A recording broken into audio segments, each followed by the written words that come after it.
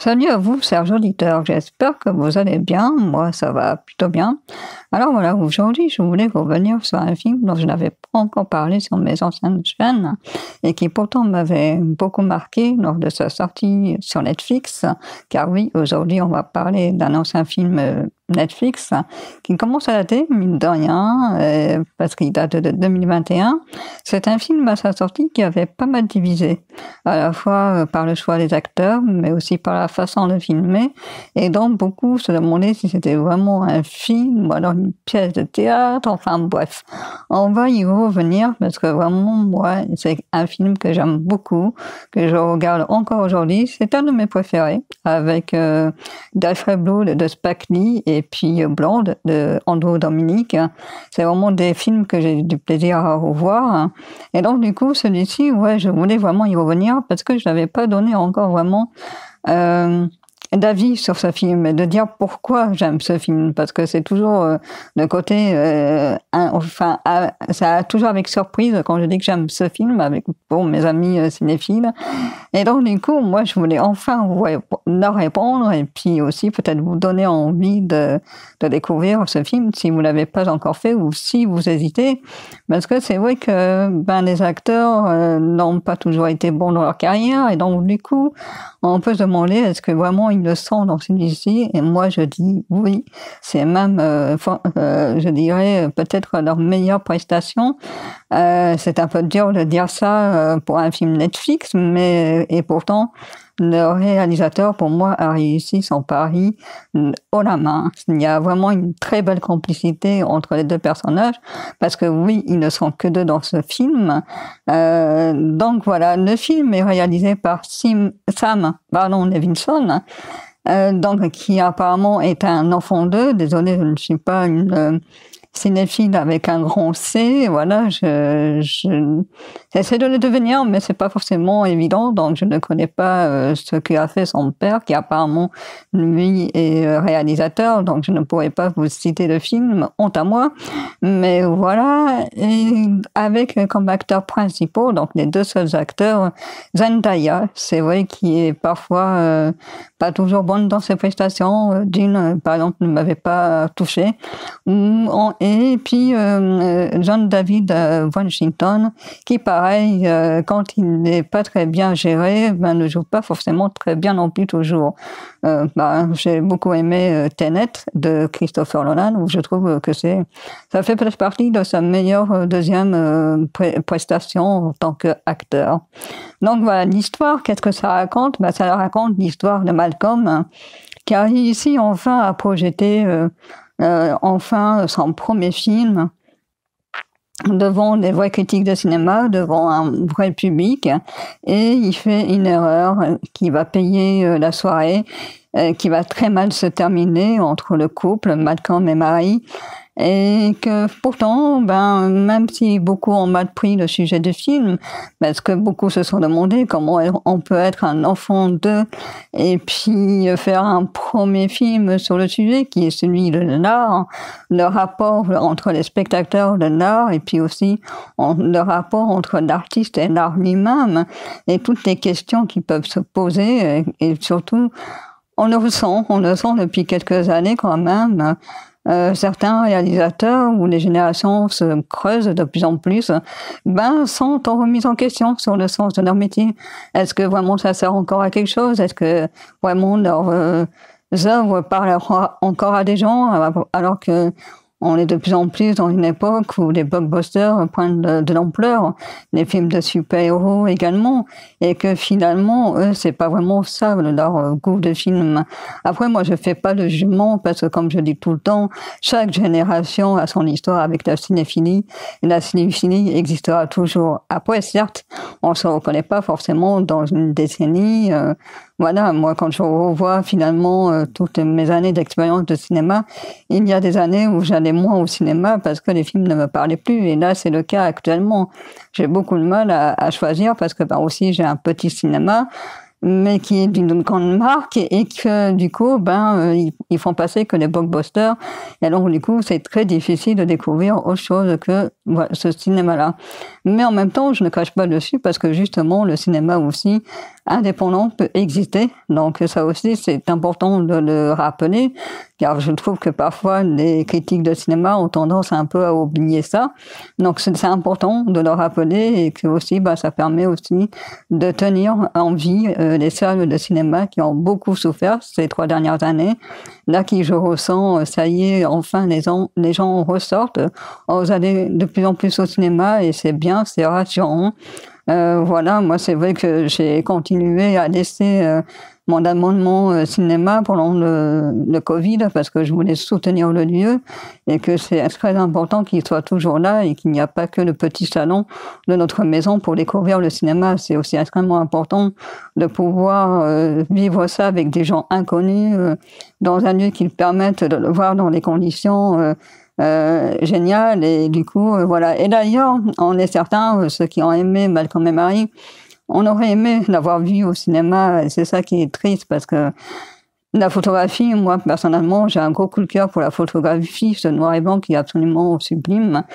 Certains se sont plaints, que ils n'ont pas aimé ce style utilisé, alors que moi j'ai adoré. Et même ça faisait penser un petit peu au magazine papier glacé, et qu'on était un peu comme des sortes de voyeurs. Et comme dit David Fincher, le spectateur est un voyeur, il aime savoir ce qui se passe dans la vie des gens. Et ça, c'est extrêmement vrai, et c'est pas seulement qu'au cinéma, mais il y a des fois... il y a des gens, c'est clair, ils aimeraient savoir ce qui se passe chez d'autres, etc. Et tout ça, c'est aussi une grande critique par rapport à ça. Et que moi, je n'ai pas pris ça comme un film contre moi, ou contre les spectateurs. Je pense que c'est aussi l'histoire d'un gamin qui a envie de s'exprimer sur tout ce qu'il a pu entendre dire sûrement durant son enfance, quand justement il entendait sûrement ses parents s'embrouiller sur la question de l'art, qu'est-ce qu'il devient aujourd'hui, et puis comment encore le raconter. Que du coup, lui, il a voulu mettre ça sur papier et qu'il a voulu l'exprimer à travers son film. Donc, c'est pas forcément un film contre nous, mais voilà, c'est une remise en question. Et puis surtout, du coup, est-ce que, oui, leur cinéma peuvent encore toucher les gens, quoi. Et ça, c'est vrai que, comme je le disais, oui, il y a des réalisateurs qui sont perpétuellement remis en question. On a eu vraiment des films sur le cinéma par rapport à ça. Quentin Tarantino, déjà avec Once Upon a Time in Hollywood.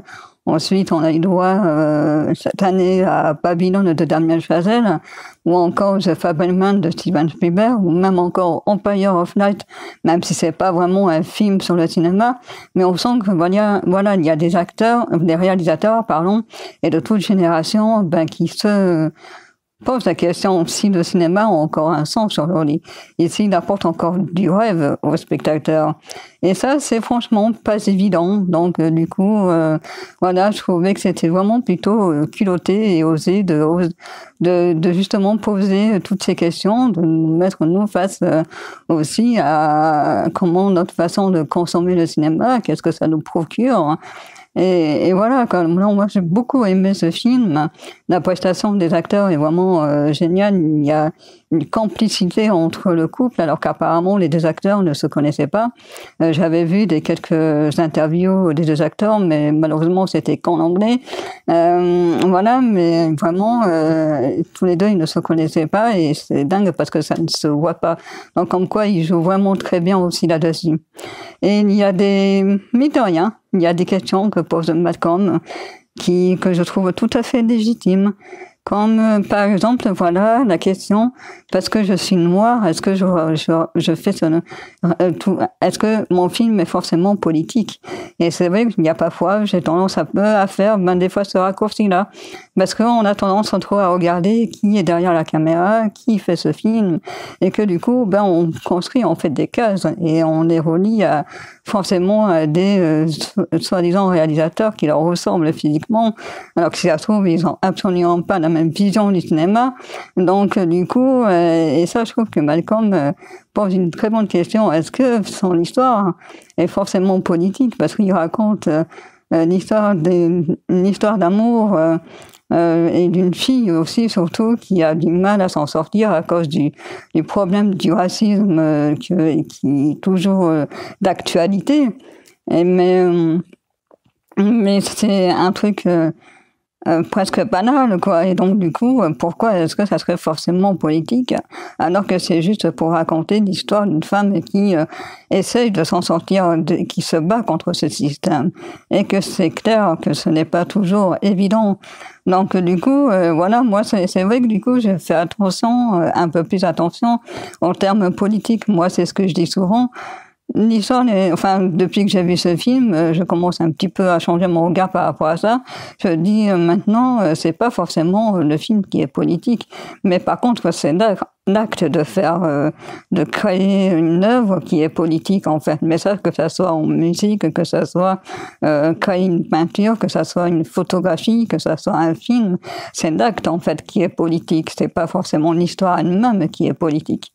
Et donc du coup, ouais, moi j'ai beaucoup aimé toutes ces petits pics des deux protagonistes, parce qu'il y a aussi Marie par contre qui se défend en disant ben moi je suis pas vraiment d'accord quoi, si tu fais, et que je pense que Angela Davis qui est une des créatrices du mouvement Black Panther aux États-Unis, qui se battait pour les droits civiques et qui est toujours d'ailleurs vivante, Angela Davis. Ben Marie lui dit, je ne pense pas que Angela Davis serait d'accord avec toi. Voilà, c'est forcément un film politique quand tu racontes ce genre d'histoire. Et Malcolm, lui, il dit que non. Il dit quand tu choisis, par contre, un sujet politique, que tu sais que tu en es conscient, là, je suis d'accord, c'est un film politique. Mais quand il s'agit d'une fiction, ce n'est pas forcément politique. Et ça, je suis de plus en plus d'accord avec lui. Donc voilà, j'aime beaucoup ces joutes verbales. Ce côté aussi que Marie est vraiment sûre d'elle, que c'est son histoire qu'il raconte, mais à travers un personnage, parce que voilà, Marie aussi, on va apprendre pendant tout le film que c'est quelqu'un qui a du vécu, qui était aussi une droguée avant d'être une mannequin, et que du coup, elle se reconnaît dans cette histoire. Et du coup, elle a l'impression que Malcolm lui a volé son histoire, et qu'en plus, il a retiré du projet. Donc, du coup, c'est quelque chose qui va la marquer, et c'est pour ça qu'au final, elle ne va pas accepter qu'il ait oublié de la remercier, parce qu'ils ont tellement vécu des choses ensemble, même si c'est pas sur ce projet, mais que s'il est là, c'est aussi grâce à elle, quelque part. Et ça, Malcolm, il voudra malheureusement jamais nous le reconnaître. Ou alors, il finira par le faire, mais pour essayer de calmer les discussions, et à chaque fois, hop, ça repartira. Pour ça, ça n'arrête jamais. C'est vraiment un couple qui se embrouille pendant toute une soirée, mais toujours avec des questions très pertinentes entre le rapport, sur le rapport entre l'art et le spectateur. D'ailleurs, ce que j'aime aussi beaucoup, chez Marie, et ça je trouve qu'elle a raison de le rappeler, parce que des fois c'est ce qu'on se dit entre nous, que aussi être artiste c'est quand même une sorte de prostitution, c'est-à-dire quand ils vont à des soirées pour présenter leurs films, ils portent des costumes, ils portent aussi parfois des objets, et que du coup il faut qu'ils les montrent à la télévision, voilà, parce que c'est leur sponsor quelque part, et que ça, ben, je suis aussi assez d'accord avec Marie, quoi. C'est vraiment le côté, il faut se montrer avec la plus belle robe possible, avec le plus beau costume également, et c'est vrai que du coup, quand on sait que les stars sont payées pour venir aux avant-premières, à ce genre de rendez-vous, c'est vrai que quelque part, c'est une sorte de prostitution légale, on va dire. Alors voilà, moi je trouve qu'elle a complètement raison de le rappeler, et c'est ça qui est génial en fait dans ce film. C'est ce rapport, c'est qu'ils font du même métier, ou pas forcément du même métier, mais par contre du même milieu, et donc ils se posent quand même beaucoup de questions, et cette embrouille permet de mettre les cartes sur table, quoi. Et aussi, il y a ce côté aussi, parce que Marie l'a vécu, du coup, est-ce que forcément elle serait est-ce qu'elle serait plus légitime qu'une actrice inconnue, ou alors une actrice qui ne l'a pas vécu, elle serait-elle plus légitime d'interpréter ce rôle-là, parce que ça fait partie d'elle, voilà, elle se reconnaît tellement dans cette histoire qu'elle va finir par demander, et pourtant, moi, je l'ai vécu, j'aurais pu vraiment te le jouer tout ce que tu as fait dans ton film, etc. Et Malcolm, il n'est pas du tout d'accord là-dessus. Il dit, c'est pas parce que tu en as été victime, que tu as vécu tout ça, que forcément tu serais une meilleure que l'actrice que j'ai choisie. Et ça aussi, voilà, enfin, à chaque fois, il y a des moments de calme, et d'un seul coup, pouf, il va y avoir un mot qui va sortir et qui va redéclencher les discussions, et c'est ça que j'adore. Enfin, j'adore parce que quelque part, c'est un peu aussi ce qui nous arrive quand on discute de cinéma entre cinéphiles. Quand on n'est pas d'accord sur un film, on va dire ci, on va dire ça, parfois même se défouler sur les artistes eux-mêmes, etc. Et du coup, lui, Malcolm, lui, c'est plutôt dans le sens inverse. Il va se défouler sur les critiques de cinéma qui, pour lui, n'ont plus rien à dire, en fait, dans leur façon de parler de cinéma. Et ça, il y a des fois, je suis assez d'accord. D'ailleurs, je critique beaucoup sur le fait que, parfois, les critiques de cinéma racontent que la forme, mais jamais de l'histoire elle-même, hein, ou de plus en plus rarement. Et donc, du coup, c'est très difficile de parler d'un film dans son ensemble, et ça, c'est ce qui fout la rage Malcolm, parce que lui, il dit que c'est tellement plus que ça, son film, et du coup, il pète un câble sur une critique qu'il lit sur son film, et je trouve ce passage vraiment génial. Moi, à chaque fois, dès que j'arrive à ce passage-là, parce que maintenant, je le connais par cœur, je connais même mes dialogues, je récite même mes dialogues et tout, et donc, du coup, je m'aperçois, enfin, il y a des petites phrases comme ça à chaque fois, moi, qui me font rire et qui me disent, mais en même temps, c'est tellement nous aussi quand on parle des films et tout. Et c'est vrai, c'est sûr, quand on se voit à travers un film, c'est pas toujours évident de l'accepter. Et puis, il y a aussi le sens de la musique qui est très importante, où quand on n'auront plus des mots pour se le dire, ils vont utiliser la musique. Et c'est ça aussi que je trouve beau, c'est presque aussi un film musical, quoi. Et ça, je trouve ça génial d'avoir utilisé ça, parce que c'est pas souvent ça qu'on voit dans les films. Et du coup, ça rajoute encore un truc en plus. Enfin bref, moi, j'ai autant adoré la prestation des acteurs, que beaucoup de gens ont beaucoup critiqué. Mais moi, c'est vraiment mon véritable coup de cœur par rapport à ça. Et puis, moi, toute cette mise en scène, cette photographie, cette couleur. Et bref, moi, c'est vraiment un de mes préférés films de Netflix. Donc voilà, moi, si vous l'avez toujours pas vu, vous pouvez, je peux vous encourager à le voir. Et puis, voilà. Et puis, si vous l'avez vu, vous, n'hésitez pas à dire pourquoi vous avez aimé ou pas ce film, parce qu'après tout, les commentaires sont là aussi pour partager sur nos avis différents sur les films. Donc, n'hésitez pas à exprimer pourquoi vous n'avez pas aimé, et j'accepterai tout à fait les critiques. Mais moi, j'avoue, j'ai beaucoup aimé. C'est vraiment un gros coup de cœur. Voilà, ça sera tout pour ce nouveau podcast. Il y en a d'autres qui vont arriver, parce que ça y est, les problèmes techniques sont enfin réglés. Donc, du coup, je vais pouvoir me replonger sur le travail de la chaîne, et que j'espère, ça sera pour bientôt. Voilà. Je vous dis à très très bientôt pour un prochain podcast. Salut!